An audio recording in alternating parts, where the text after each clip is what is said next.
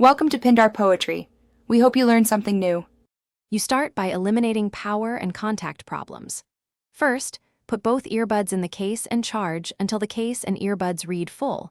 This stabilizes firmware behavior.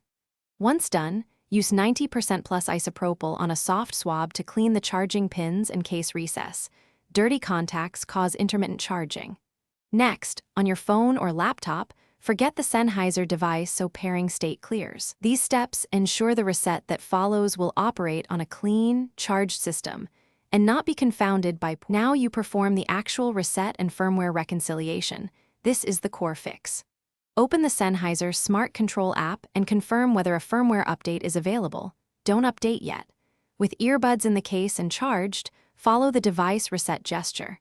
Press and hold both earbud touch areas, or buttons, for about 10 seconds until the LED pattern indicates reset. Once the reset completes, reconnect to the app and apply the latest firmware. This replaces corrupted software and restores normal Bluetooth behavior. You finish by repairing and validating operations step by step. After firmware install, open Bluetooth, pair the earbuds as if new, and ensure both earbuds appear and stay connected. Play audio and make a call to verify mic and left-right balance. If one bud disconnects, place both back in case, wait 5 seconds, then re-attempt pairing. If problems continue, repeat the reset, try a different USB cable or wall charger, and only then contact Sennheiser support. Often a hardware fault requires warranty service. Thanks for watching. Consider subscribing if we helped you.